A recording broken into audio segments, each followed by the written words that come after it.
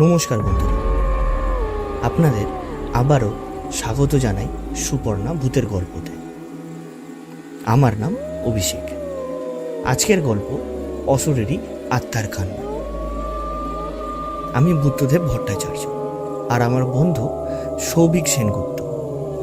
দুজনেই আমরা ইতিহাসের ছাত্র। আমরা কাজ করছি পুরাতত্ত্ব বিষয় নিয়ে। আমরা দুজন মিলে ঠিক করলাম দোলের ছুটিতে কোথাও বেড়াতে যাব।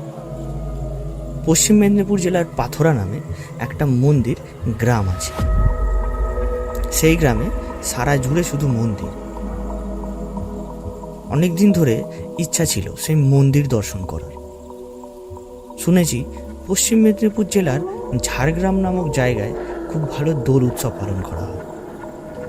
আমরা ঠিক করেছি ঝাড়গ্রামে দোল উৎসব পালন করে পাথরা যাব মন্দির দর্শন করতে।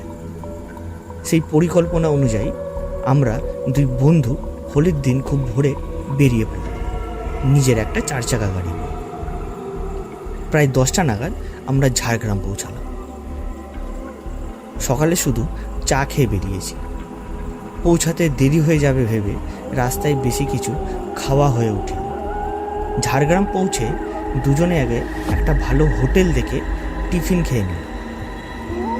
এরপর আমরা দুজনে দোলে অংশগ্রহণ করব। এত সুন্দর সুষ্ঠুভাবে দোল উৎসব পালন হলো দেখে আমাদের মনটা ভরে গেল। আমরা দুজনেও খুব আনন্দ করলাম সকলের সঙ্গে। পাশেই একটা হোটেলে রুম বুক করা ছিল আগে থেকেই। সেখানে গিয়ে ভালো করে স্নান করে ফ্রেশ হয়ে হোটেলের রেস্টুরেন্টে দুপুরের খাওয়া দাওয়াটা সেরে নিলাম। আমরা দুপুরের খাওয়া সেরে বেরিয়ে পড়লাম 3:30 নাগাদ। ঘণ্টাখানেকের মধ্যেই আমরা পাথরা গ্রামে পৌঁছে গেলাম। পাথরা গ্রামে বাসিন্দার প্রকাশ মাহাতোর সঙ্গে আমাদের আগে থেকেই পরিচিত ছিল। সেও ইতিহাসের ছাত্র। আমরা গাড়িটা তার বাড়িতে রেখে পায়ে হেঁটে ঘুরতে লাগলাম। প্রকাশ আমাদের গাইডের মতো কাজ করে অতি অল্প সময়ের মধ্যে ভালো ভালো যা মন্দির ছিল তা আমাদের দেখিয়ে দিল। পরে এসে আবার বেশি সময় নিয়ে গ্রামটা ভালো করে দেখব সেই পরিকল্পনা মনে নিয়ে ফেরার পথ ধরল। প্রকাশ ওদের বাড়িতে থাকার খুব কথা বলছিল।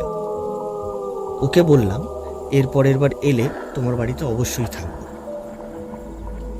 এবার খুব অল্প সময়ের জন্য হঠাৎ প্ল্যান হয়ে গেছে, তাই এইবার থাকা সম্ভব হবে না। আমাদের বেরোতে বেরোতে প্রায় রাত 7টা বেজে গেল। আমরা খুব জোরেই ড্রাইভ করেছি ঝাড়গ্রামে পৌঁছানোর জন্য। রাস্তা পেরোলে একটা জঙ্গল, লোদাসুলি জঙ্গল হয়ে ফেরার পথ ধরলাম। তখন সন্ধ্যা হবে। তবে আলো নিভে চারিদিকে আধার নেমে এসছে জঙ্গলটাতে। খুব একটা সেফ না লোদাসুলি জঙ্গল, শুনেছি আমরা এটা। এখানে অনেক লৌকিক অলৌকিক ঘটনা ঘটে। চোর ডাকাত ছিনতাইদের উপদ্রব আছে। আগে এই জঙ্গলে নাকি মাওবাদীদের খুব উৎপাত ছিল। এখনো অল্প স্বল্প মাওবাদীদের ভয় আছে।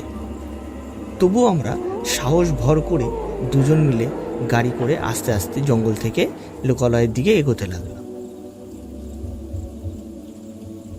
আসার সময় রাস্তার ওপরে এক মহিলাকে চিৎকার করে কান্না করতে দেখলাম। ভদ্র মহিলা উচ্চস্বরে কান্না করতে করতে রাস্তার ঠিক মাঝখানে আমাদের গাড়ির সামনে এসে দাঁড়ালো।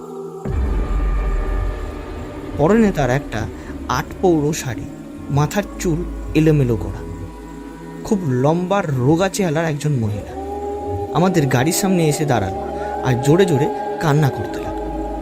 আমাদের গাড়ির সামনে এসে দাঁড়ানোর জন্যে আমরা বাধ্য হয়ে গাড়ির ব্রেক কষে গাড়িটা দাঁড় করালাম। যদিও জানি এই সময়ে এই রাস্তায় গাড়ি দাঁড় করানো ঠিক না, কিন্তু একজন মহিলাকে এই রাতের বেলায় রাস্তায় কান্না করতে দেখে গাড়ি দাঁড় করাতেই হলো। আমি গাড়ি দাঁড় করিয়ে জানলা দিয়ে মুখ বেরিয়ে জিজ্ঞাসা করলাম, কে আপনি? এই রাতের বেলায় রাস্তায় দাঁড়িয়ে কান্না করছেন কেন? উত্তরে সে কিছুই বলল না। আমি আমার বন্ধুকে বললাম, কোনো উত্তর দিচ্ছে না, গাড়ি থেকে নেমে গিয়ে কি জিজ্ঞাসা করব? আমার বন্ধু আমার হাতটা চেপে ধরল, বলল, একদম না, এই অন্ধকারে কখন কি বিপদ ঘনিয়ে আছে আমরা জানি না।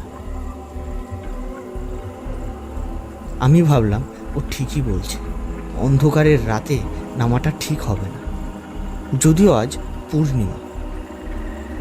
তাও এই জঙ্গলের গাছের ভিড়ে প্রায় কিছুই দেখা যাচ্ছে। আমি গাড়িতে বসতেই আরো জোরে চিৎকার করে বললাম, কে আপনি? পথের মাঝে দাঁড়িয়ে কান্না করছেন কেন? সে একটু কান্না থামিয়ে চুপ করে থাকলো। তারপর ধীরে ধীরে কিছু একটা বলল। আমরা দুজনের কেউ সেই কথার মানে বুঝতে পারলাম না। আবার বললাম, আপনার কথা আমরা কিছুই বুঝতে পারলাম না। এবার সে আস্তে আস্তে মেদিনীপুরের গ্রাম্য টানে বলল, আমার নাম শান্তা মাহাতো, আমার বাড়ি ঘাটালে। এই বলে চুপ থাকলো। এবার আমার বন্ধু বলল, ঘাটাল সে তো অনেক দূরে, তা আপনি এত রাতের বেলায় এখানে এসে কান্না করছেন কেন? আপনার ভয় ডর কি কিছু নেই? আমরা অধৈর্য হয়ে উঠেছি, আমাদের যেতে দেরি হয়ে যাচ্ছে। রাস্তাটা শুনশান, কোনো গাড়ি বা লোকজনের দেখা নেই। মনে হচ্ছে আমরা এই ভুল রাস্তায় এসে পড়েছি। যাওয়ার সময় এত ঘন জঙ্গলের মধ্যে দিয়ে আমরা যাইনি। এবার মহিলাটি আস্তে আস্তে গাড়ির কাছাকাছি এসে বলল, আমার বাড়ি ঘাটালে, আমার শ্বশুর বাড়ি বেনিপুরে, আমার একটা 7 মাসের ছেলে আছে। একটু থেমে আবার বলল, আমার শ্বশুর বাড়ি থেকে বলেছে 20 টাকা না নিয়ে আসলে আমাকে খেতে দেবে না, কিন্তু আমার বাবার সেই টাকার দেওয়ার সামর্থ্য নেই, লোকের জমিতে যোগান খাটতে যায়। এবার সে আবার কান্না করে উঠল। সে আবার বলতে শুরু করলো, আমার বাবা টাকা দিতে পারবে না, তাই শ্বশুরবাড়ির লোকজন আমাকে মেরে বাড়ি থেকে বের করে দিয়েছে, আমার ছেলেকেও আমার থেকে কেড়ে নিয়েছে, তাই আমি মনের দুঃখে এই জঙ্গলে এসে কান্না করছি। আমি বললাম, কিন্তু এই রাতের অন্ধকারের জঙ্গলের মধ্যে আপনি একজন মহিলা, আপনার এখানে থাকাটা ঠিক নয়। আপনি আমাদের গাড়িতে উঠে পড়ুন, জঙ্গলের সীমানা পার হয়ে কোনো লোকালয়ে আপনাকে নামিয়ে দেব, তারপর আপনি আপনার বাবার বাড়ি চলে যাবেন। বাবার বাড়ি গিয়ে বাড়িতে বসে বাড়ির লোকজনের সঙ্গে আলোচনা করবেন। মহিলাটি সব শুনে গাড়ির খুব কাছে এগোতে এলো, বলল, ঠিক আছে, আপনি যা বলছেন তাই করুন। আমার বন্ধু সৌভিক গাড়ির পিছনের দরজাটা খুলে দিল। মহিলাটি গাড়িতে উঠে পড়ল। গাড়ি আবার চলতে শুরু করলো। মিনিট 15 পর হঠাৎ মহিলাটি গাড়িটা থামাতে বলল। কথাটা বলার সঙ্গে সঙ্গে আমি জানতে চাইলাম, জঙ্গল তো এখনো শেষ হয়নি। সেই কথা শুনে মনে হলো তার চোখ দুটো দপদপ করে জ্বলে উঠল, আগুনের ভাটার মতন। সেই মুহূর্তের মধ্যেই সে আমার বন্ধু সৌভিকের কাঁধে কামড় বসিয়ে দেয়। হাতটা লম্বা করে আমার গলাটা টিপে ধরার চেষ্টা করল। তার হাতের নখের আঁচড়ে আমার গলা স্পর্শ করল, কিন্তু সে পুরোপুরি আমার গলাটা টিপে না ধরে গাড়ি থেকে নেমে গেল। আমি ভয়ে গাড়িটা থামিয়ে দিই। আমার বন্ধু যন্ত্রণায় চিৎকার করে ওঠে। আমরা হঠাৎ এমন ঘটনায় হতভম্ব হয়ে পড়ি, ভয়ে মুখ শুকনো হয়ে যায়, কথা বলার ভাষা হারিয়ে ফেলেছিলাম। শুধু একে অপরের দিকে তাকিয়েছিলাম। মহিলাটি গাড়ি থেকে নেমে জোরে দৌড় দিয়ে পাশে বট গাছের ওপর উঠে পড়ে। দমকা বাতাসে চারিদিকে এলোমেলো হয়ে যাচ্ছে মনে হচ্ছে। এখানে গাছের পরিমাণ কম, তাই পূর্ণিমার রাত হওয়ার জন্য চারিদিকের পরিবেশটা মোটামুটি ভালোভাবে দেখা যাচ্ছে। হঠাৎ মহিলাটি আবার লাফিয়ে বট গাছ থেকে পাশের তাল গাছে গিয়ে ওঠে। তার দেহটা তাল গাছের মতো লম্বা হতে থাকে সেখান থেকে লাফিয়ে লাফিয়ে পাশের পুকুরে গিয়ে পড়ে। জোরসে একটা তীব্র ধূপ করে আওয়াজ হলো, আর মনে হলো পুকুরের জল সব উথাল পাথাল হয়ে গেল।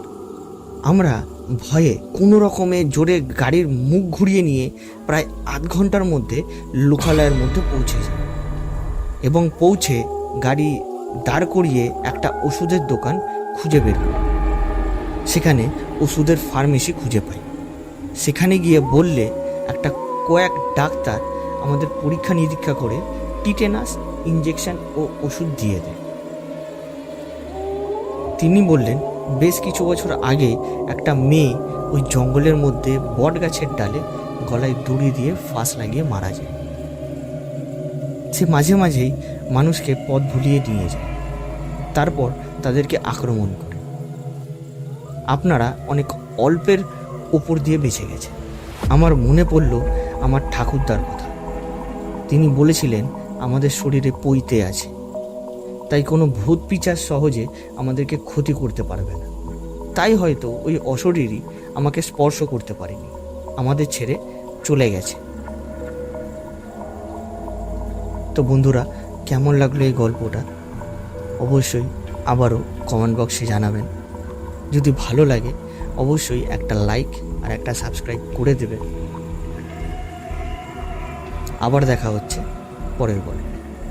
ধন্যবাদ বন্ধুরা।